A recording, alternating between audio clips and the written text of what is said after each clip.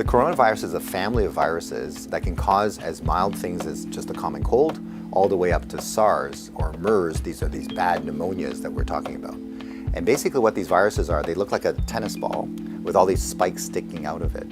And depending on the type of spike, it allows that virus to attach to certain places. So some viruses, they have the spike that attaches to your nose. So basically you just get a common cold.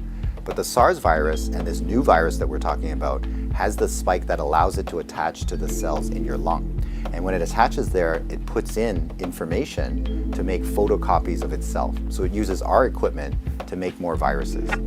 I'm declaring a public health emergency of international concern over the global outbreak of novel coronavirus.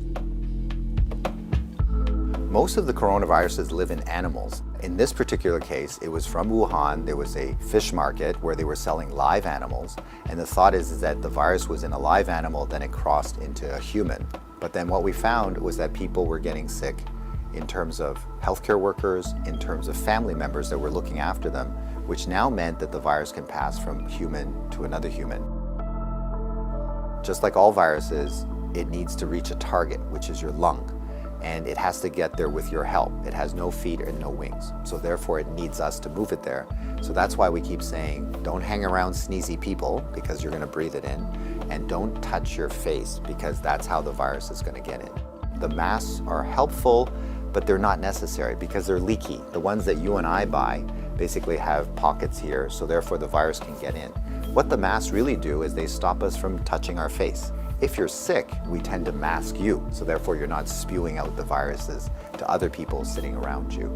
The true people that have the real masks are the N95. Those are sealed. These are for the doctors that may be caring for the patients.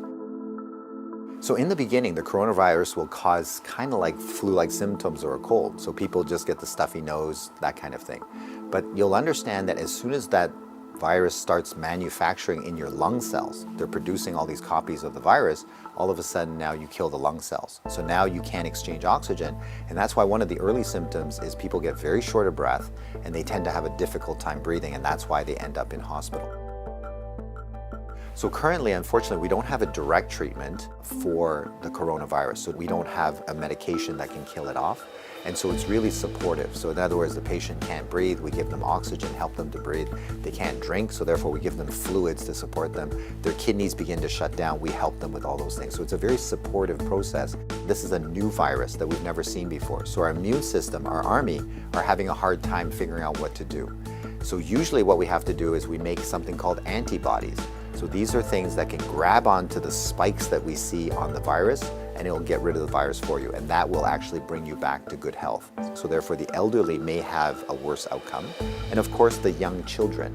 So the babies, their immune system is not so good either, so they may not make those antibodies as well. So just remember, your hands may be with virus.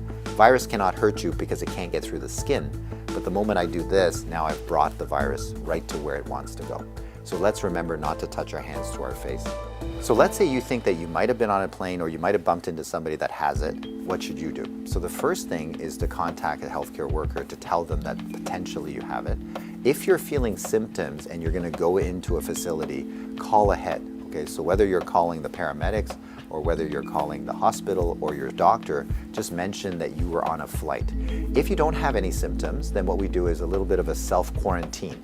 In other words, we can just keep you away from other people, and so you don't go into parties, don't go with your friends, don't go into public transportation.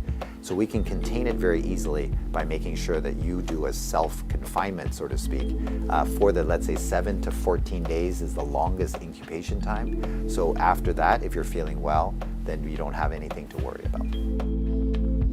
If we get the facts right, then we don't have to be overly worried, but we do the right things so that we don't get the virus ourselves and that we don't pass it on to others. And if we look after each other in this way, this virus will have nowhere to go. It needs us to move it, it needs us to make copies for it, and if we don't help it, then the virus will stop. So we have the power to do that right now.